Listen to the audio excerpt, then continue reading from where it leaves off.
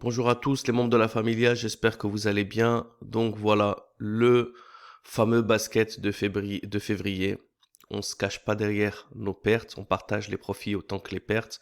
Et voilà, vu que beaucoup d'entre vous sont tellement fascinés par le partage des pertes, je vous ai dit que j'allais sortir la vidéo.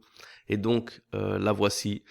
Un gros basket de niveau 3 que j'ai ouvert ici en février et que j'ai laissé courir pour de nombreuses raisons que j'expliquerai au cours des vidéos à venir. Mais il va y avoir un message très très important. Donc j'espère que au cours de cette vidéo, vous allez trouver de la valeur et vous allez apprendre quelque chose. Donc comme vous pouvez le voir, on avait un basket qui était également assez tourné sur le yen et il est resté en drawdown. Bon, on aurait pu le couper. Comme vous pouvez le voir ici, on a le drawdown ici à 30%. J'ai décidé de l'étendre et de pousser au maximum la stratégie. Donc voilà, aujourd'hui, pour ceux qui veulent voir le Martial Trader tomber, vous allez être servi. J'espère que ça va vous faire plaisir. Donc comme vous pouvez le voir ici, on a un drawdown de 20%. Et voilà, de toute façon, ça reste du profit. Il y a déjà eu des retraits dans ce compte, mais bon, l'objectif, bien sûr, c'est pas de griller le compte.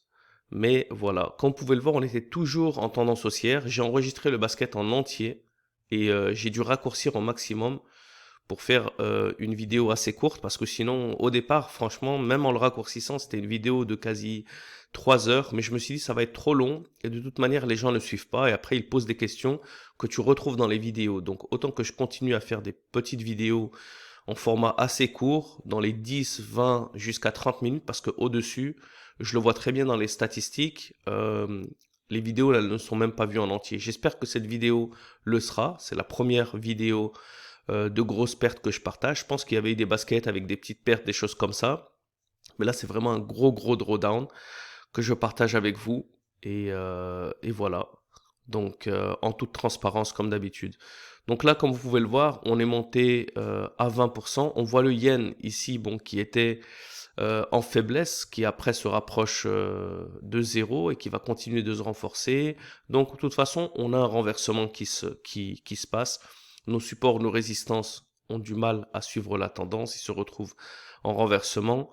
Donc déjà, on aurait dû le fermer. Mais voilà, comme le renversement, il n'était pas confirmé à 100%, il le sera, mais bien plus tard, eh bien, j'ai décidé de laisser courir jusqu'au bout et de pousser la stratégie au maximum. L'objectif initial, c'était de montrer que même lorsqu'on fait du compounding et qu'on risque une partie de nos profits, on est capable de récupérer. Donc, j'aurais espéré justement de taper 20%, 25% de drawdown et puis après de récupérer dans la tendance et de fermer avec un bon objectif et de terminer le mois de février avec une bonne performance. Malheureusement, les marchés en ont voulu autrement. Et donc, je vais commencer avec un message très très important. Comme vous pouvez le voir, je suis en train de montrer ici que les supports et les résistances sont en train de tourner en contre-tendance. Là, les résistances, elles descendent, les supports descendent. Je vous invite à poser sur les vidéos, à regarder également les graphiques, vu que j'ai enregistré tous les moments clés et on a le drawdown ici qui continue de s'accumuler. Donc, je vais vous transmettre aujourd'hui un message très très important.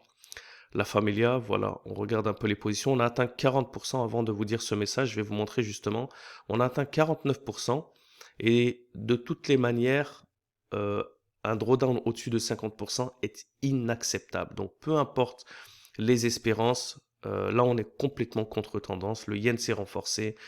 On était dans une tendance haussière. On a eu un renversement. Donc voilà, je décide finalement de fermer à 49,3. Et voilà, regardez les positions, on va regarder les temps d'ouverture, donc 13 février, fermeture 26 février. Donc on a eu quand même 13 jours de position d'ouverte, tout ça pourquoi? Tout ça pour fermer. J'avais déjà atteint un objectif de 10%, il était déjà atteint. Et puis, voilà, je me suis laissé tenter pour répondre aux demandes de la communauté de donner plus de signaux, de partager plus, alors que je partais en voyage. Eh bien, ça m'a coûté la moitié du compte. Comme quoi, c'est pas simplement des paroles quand je vous dis un bon trader c'est quand trader, un meilleur trader c'est quand n'est pas trader. Et donc, on va pas se laisser abattre par ça. C'est quand même une grosse perte qui sera difficile à récupérer, mais bon, on change les volumes et directement après la fermeture, on est encore le 26 février, je décide de retrouver des autres opportunités. Pourquoi? Parce qu'on a un CAD ici qui est extrêmement faible. On a de la tendance long terme, court terme, on a les locks, on a les supports et les résistances, on a les breakouts. Donc on continue sur le système. Et c'est ça la beauté de la stratégie, c'est que peu importe si une fois sur 10 ou une fois sur 20, on se fait toucher, eh bien, on n'a pas de problème de fermer les pertes parce que de toute manière, on va pouvoir les récupérer. C'est pour cette raison qu'il faut savoir être impatient dans les pertes et patient dans les profits. Eh bien, aujourd'hui, je vous ai montré que on est tous humains, moi-même j'en ai fait les frais. Voilà ce qui se passe quand on laisse courir nos positions et qu'on est patient dans les pertes. Elles ne font que s'accumuler. Et si je les avais laissées courir, peut-être que j'aurais même grillé mon compte et que j'aurais atteint 5% de drawdown ou que j'aurais des positions ouvertes pendant 2 mois et que j'accumulerais des swaps pour rien. Donc j'aurais dû fermer même bien avant à 10% ou à 5% ou même à 20%. Mais on ne peut pas changer le passé. La seule chose qu'on peut faire, c'est se refocaliser sur le futur. Donc voilà, on décide donc de se concentrer, d'ouvrir un premier basket sur le dollar canadien. Et enfin, vous pouvez voir en même temps cette ouverture de basket. Je vais vous transmettre un message extrêmement important. Donc voilà, regardez, on a vraiment des locks qui sont respectés. Là, on a un Eurocad. J'hésitais un petit peu sur celui-là parce qu'il a fait une grosse explosion. Donc voilà, regardez ici, il est proche, c'est ce que j'essaie de dire, alors que là, il est loin. Donc je me suis dit, je vais le laisser passer. Le sterling, il est aussi un peu loin.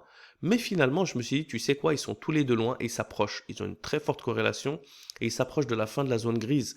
Ce qui correspond, et du haut des graphiques, ce qui correspond à la 5e et la 6e étoile, le breakout, et également les hauts des graphiques. Donc je me suis dit, je les prends quand même. Et donc j'ai pris un gros basket CADS. Ici, on peut le voir avec 5 positions.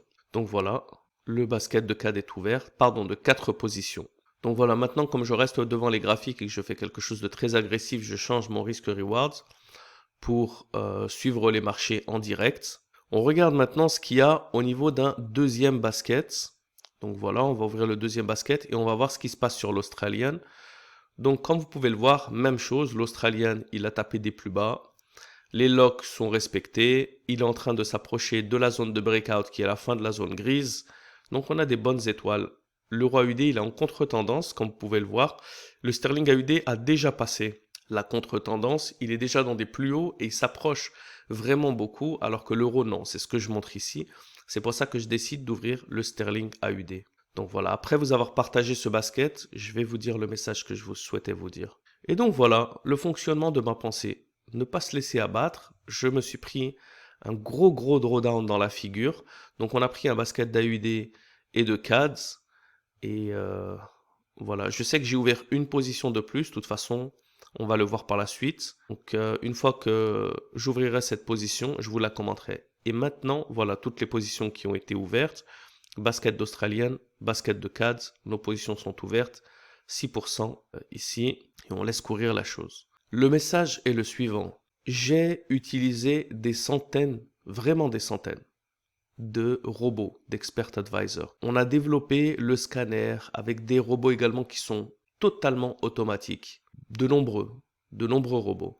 S'il y avait eu un moyen d'automatiser ma stratégie et simplement de vous partager mes différentes clés qui conduisent au point d'entrée, ben ça fait longtemps que je l'aurais déjà fait pour moi-même et que je serais posé sur un transat au bord de la mer et que je laisserais mon robot trader par lui-même. Pourquoi je continue de trader cette stratégie et mes grosses stratégies également de manière manuelle? C'est parce que pour moi, c'est la seule et la meilleure et la plus efficace des manières de pouvoir continuer de trader à long terme et de continuer d'atteindre mes objectifs. D'accord? Même avec un moment de faiblesse que je ne m'en remets qu'à moi-même, j'aurais dû plus m'écouter et respecter mon objectif initial qui était de 10% que j'avais déjà atteint. Au lieu de ça, j'ai essayé de faire le gourmand pour partager plus de signaux que je ne voulais pas partager. Pourquoi? Parce que certains peut-être vont vouloir recevoir des signaux tous les jours. Certains vont vouloir passer leur propre firme en un jour. Certains vont vouloir faire du compounding tous les jours. Je vous le dis, la familiale, libre à vous de le faire comme vous le souhaitez. Mais je ne donnerai plus de signaux lorsqu'il n'y en a pas, simplement pour faire plaisir à la communauté, dire ah, il y a maintenant pendant quelques jours aucun signal ou pendant une semaine aucun signal. Pourquoi? Parce que ça conduit à l'overtrading. Si moi-même j'ai mis des années à peaufiner ma stratégie et en réduire la quantité pour en augmenter la qualité et à réussir à faire du compounding où on multiplie des comptes par 10 ou par 30 en réduisant mon trading, c'est pas pour retomber dans la même erreur et donner des signaux pour faire l'influenceur à 2 balles comme tous ceux qui partagent des signaux toutes les heures sur Telegram et qui te disent oui 90% de profit, 90% de trades positifs, alors que c'est que des mythos, on le sait très bien. Donc voilà, la dernière position ici que j'ai ouverte, comme vous pouvez le voir, encore en live, je fais un petit tour.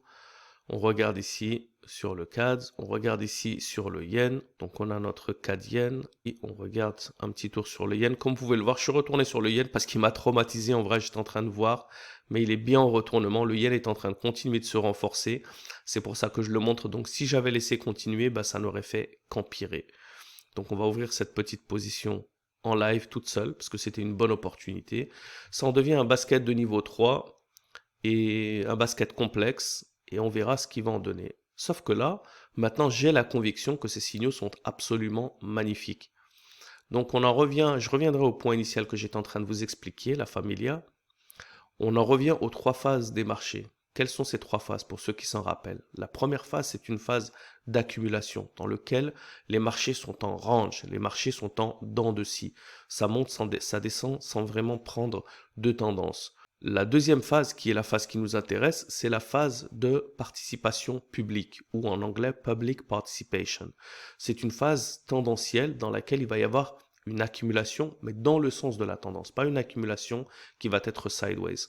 Voilà, donc là on est en train de s'approcher également du break-even, ce qui fait plaisir, parce que ces signaux sont absolument magnifiques, avec ici des GMT qui sont un petit peu doji ou dans le sens de la tendance, qui nous donnent une petite confirmation. La troisième phase, qui est la phase la plus dangereuse, parce qu'une phase d'accumulation qui est en dents de scie, si on achète et puis les marchés montent, descendent, montent, descendent, montent, descendent, au bout d'un moment on peut un petit peu récupérer, soit fermer à zéro, soit fermer avec un petit profit, mais dans tous les cas on arrive à se récupérer. La phase de public participation, si on est dans le sens de la tendance, on arrive à prendre les meilleurs locks, parce que parfois, bien sûr, dans une tendance, il y a des retracements, il y a des pullbacks. Donc si on arrive à prendre les meilleurs points d'entrée, c'est là où on se fait le plus plaisir, avec le moins de risques et le plus rapidement. La phase de distribution, c'est une phase où la tendance va faire une pause. Et soit il va y avoir un renversement de tendance, comme on a eu sur le yen, soit la tendance va continuer. Ça, on ne le sait pas. Mais une chose est sûre, c'est que la tendance va faire une pause. Et généralement, quand elle fait cette pause, il y a un pullback ou un petit renversement rapide, d'accord, qui est très loin de la tendance totale, mais qui se renverse pour montrer vraiment une clôture de cette tendance. Par exemple, si on était dans une tendance haussière, les acheteurs ont pris leur profit, ça suffit. Donc là, en même temps, je vous commente, comme vous pouvez le voir, toutes les positions, ici, enfin, c'est pas toutes les positions, mais tous les baskets, en tout cas, sont en profit avec 2,9%, un autre 2,5% et le dernier 1,7%, ce qui nous donne un total d'à peu près 7,5%, ce qui fait très plaisir. On est loin des 50% qu'on va devoir récupérer, mais de toute manière, on peut le faire petit à petit, c'est ce qu'on peut espérer. Donc voilà. Et donc, ces phases, pour en revenir à ce message qui est extrêmement important, ces phases, elles ont différentes durées, d'accord? La phase d'accumulation, parfois, elle dure début du mois. Le NFP passe généralement et d'un coup, il y a un petit mouvement haussier qui constitue la première lock et puis la tendance, elle commence à se former et puis on rentre dans la phase de public participation. Et la phase de participation publique, elle va durer peut-être une semaine, 15 jours, après il va y avoir une pause. La phase de distribution, généralement, elle est rapide, d'accord? Vous avez un FOMC, par exemple, le gros retracement et boum, en 2 jours, les marchés sont en pause. Et puis ensuite, on rentre encore une fois dans une phase d'accumulation. Donc les phases d'accumulation, elles peuvent durer très longtemps. Elles peuvent durer des fois pendant 15 jours, on n'a rien. Et puis d'un coup, on a la phase de public participation qui nous donne de belles tendances. Et les distributions, parfois, c'est ce qu'on appelle les profit taking. Aussi également, ça arrive des fois fin de semaine, des fois ça arrive fin de mois, des fois ça arrive même au milieu du mois. De toute manière, il faut savoir l'analyser. Il n'y a pas vraiment de données qui sont fixes, c'est-à-dire que toutes les phases de public participation sont à peu près du 10 au 20 du mois. Non, il n'y a aucune règle. Parce que les mois Dans le trading, ça ne fonctionne pas comme ça. Des fois, même en fin de mois, on rentre à peine dans la phase et le début du mois continue la tendance. Donc, c'est pas parce qu'on arrive en fin de mois. La seule chose qu'il faut faire attention, c'est les derniers jours de semaine ou de mois, parce que parfois, il y a justement des petits pullbacks, c'est les phases de profit taking. Mais à part ça, on ne traite pas le calendrier, on va dire. Maintenant, on atteint 20%, ça fait très plaisir. On continue d'avancer, mais on a été très patient dans les pertes. On va être patient dans les profits. Là, parfois, il peut y avoir l'excitation de récupérer un petit peu de sa perte et de fermer. Et puis après, ben, du fait qu'on n'a pas laissé justement cette tendance. Regardez là au niveau visuel, on a un très très bel effet boule de neige. On est en train de monter à 30%. Comme vous pouvez le voir, l'Australian Suisse a craqué le support. L'Australian Yen vient également de le craquer également. L'euro AUD l'a bien craqué et le sterling AUD lui a complètement craqué. Donc qu'est-ce qu'on a? On a le sterling AUD qui est bien haut, qui est suivi par l'euro AUD qui est bien haut, qui est suivi par l'Australian Suisse qui a craqué récemment et qui est suivi par l'Australian le dernier. Voilà, c'est passé à autre chose. De toute façon, je vous le remontrerai tout à l'heure. On a toutes nos positions, comme vous pouvez le voir, elles sont quasi toutes en profit. Donc voilà, la seule qui est pas en profit, c'est laquelle? C'est une Eurocad. En tout cas, voilà, ça fait plaisir. Là, je décide de fermer justement la dernière position qui est l'euro AUD que j'avais ouvert. Je vais vous dire pourquoi, parce que j'ai une opportunité d'un autre basket, mais j'ai déjà rempli ces 3 baskets. Donc pour une seule position, ça n'en vaut pas la peine. Donc je suis en train d'hésiter pour savoir si je le laisse courir comme ça et que je ferme tout et que je réouvre un autre basket. Mais c'est dommage parce que j'avais envie de laisser courir les autres baskets également. Donc qu'est-ce que je vais faire? Je sais que c'est cette dernière position-là. Regardez, je la montre. Je la ferme et on a notre euro AUD qui va se fermer ici. Donc voilà, l'euro AUD a été fermé à peu près 700 $, quelque chose comme ça. Et ça va me donner de la marge pour ouvrir un petit basket du New Zealand ici qui est extrêmement intéressant. Regardez, on a de l'effet boule de neige, on a des locks qui sont respectés ici au millimètre. Regardez à l'ouverture, elles sont absolument tout respectées. C'était vraiment une devise à ne pas manquer. Ce qui nous montre également, je l'avais fait dans certaines des vidéos, le basket agressif de niveau 3, parce qu'on a 3 également basket ici, progressif. C'est quoi le basket progressif? C'est justement quand on les ouvre pas tous en même temps, qu'il y a des opportunités qu'on décide de l'ajouter. Là, c'est vraiment, on est dans le top. Regardez le New Zealand, on en fait un petit tour. On est dans des plus hauts, on a toutes les logs qui sont respectées, les supports et les résistances sont magnifiques. Regardez ici encore une fois. La dernière log, regardez le rebond sur l'ouverture.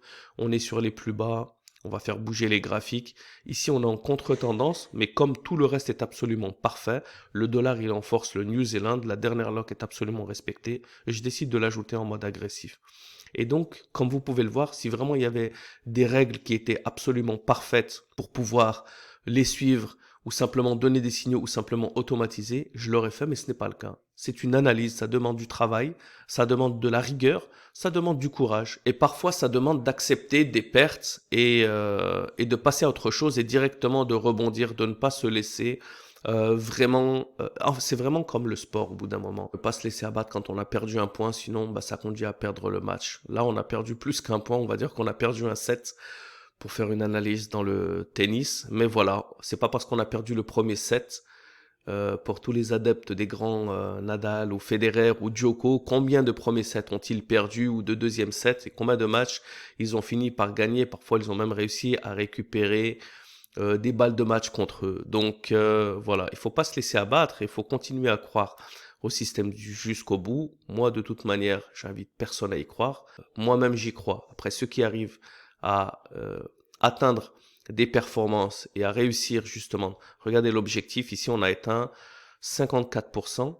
Ceux qui arrivent à atteindre leur objectif, donc là, vraiment, voilà, je me suis dit, je vais pas laisser courir, je vais vous dire franchement le fil de ma pensée. Je coupe parce que voilà, il y a eu des grosses cassures. Regardez sur le New Zealand dollar que je voulais pas prendre parce qu'il était en contre-tendance, mais regardez, il nous donne l'un des plus gros profits directement. On a le sterling New Zealand également qui est sur le breakout.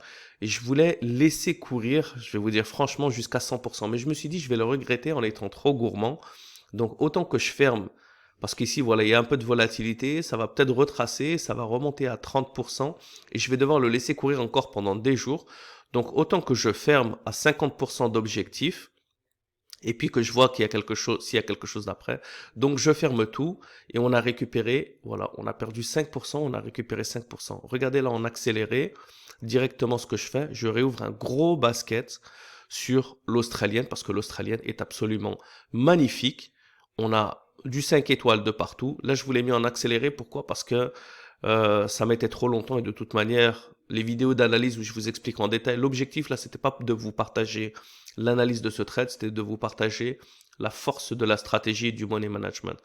Donc voilà, on a récupéré ici, regardez, qu'est-ce qu'on a ici? On a du dollar qui est intéressant. Le dollar, il est passé à 3, il nous donne des opportunités. Donc voilà, ici, on a de l'euro New Zealand. On réouvre directement un basket de niveau 3, bien agressif. Cette fois-ci, je le mets encore avec un reward de 50% directement après.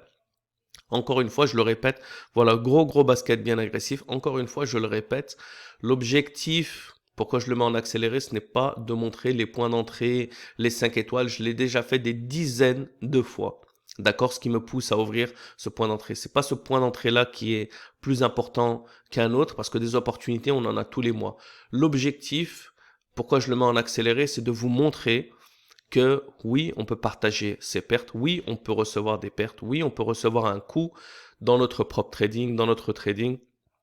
Mais ce qui fait la force du trader à long terme, ce n'est pas de recevoir une perte, mais c'est directement de se relever sans revenge. Il n'y a pas de revanche. Là, s'il n'y avait pas d'opportunité, j'aurais laissé courir. J'ai décidé de le fermer à ce moment-là plutôt que de le laisser un peu courir parce qu'il y avait une opportunité. Je me suis dit, qu'est-ce que je perds mon temps à espérer que ce yen qui est en contre-tendance fasse quelque chose alors qu'il va sûrement me griller, alors que j'ai des grosses opportunités sur le New Zealand, sur l'Australien, sur le CAD que je laisse passer.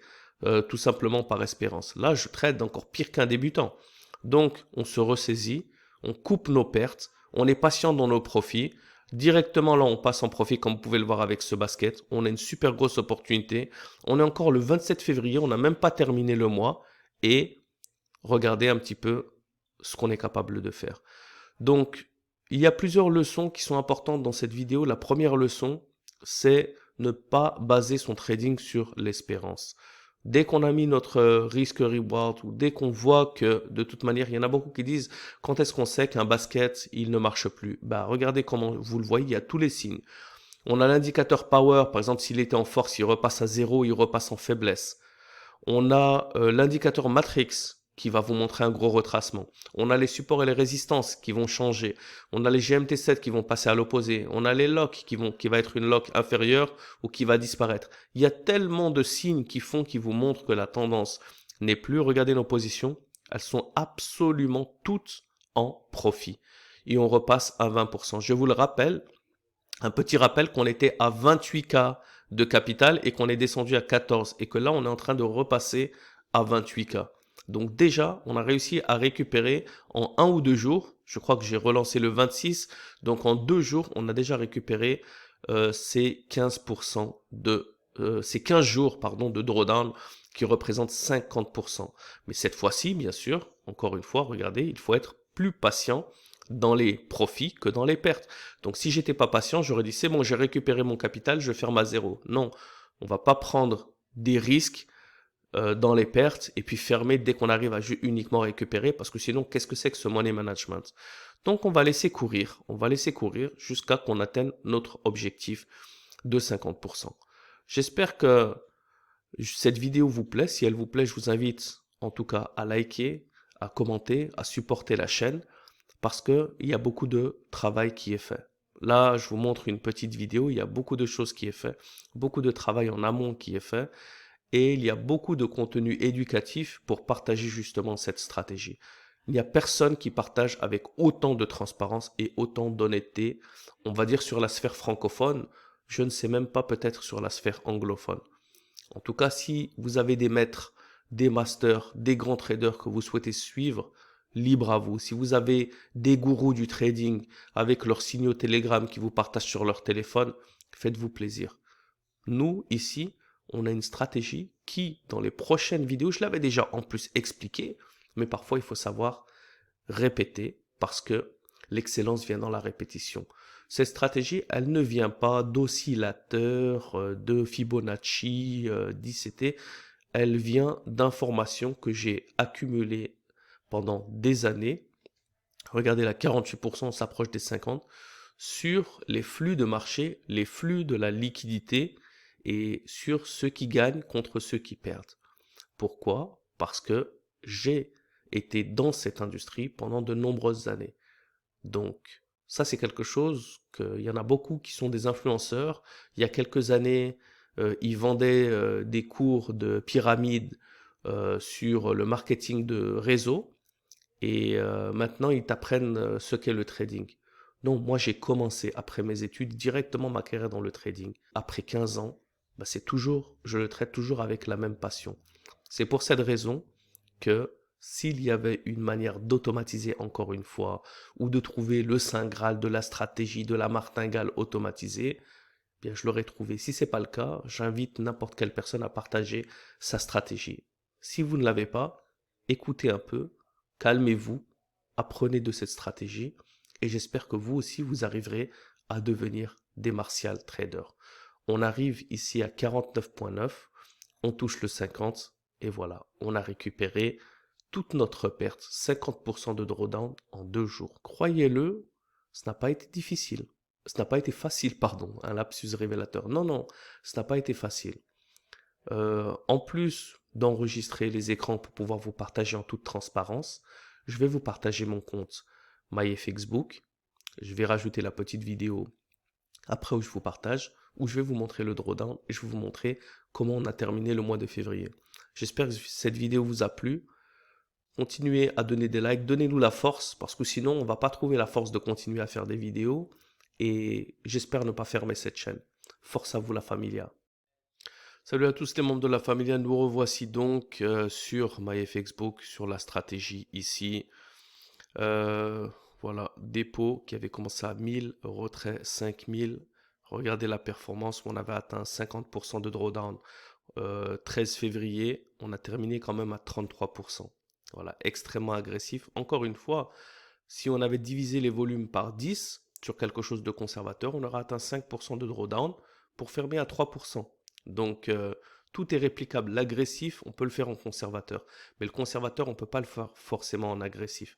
C'est vraiment le message. Et regardez ici en drawdown. D'ailleurs, j'ai gardé mon casque parce que j'étais en train d'éditer ma vidéo, même si j'en ai pas besoin. Regardez le drawdown, comme vous pouvez le voir. Regardez les drawdowns ici.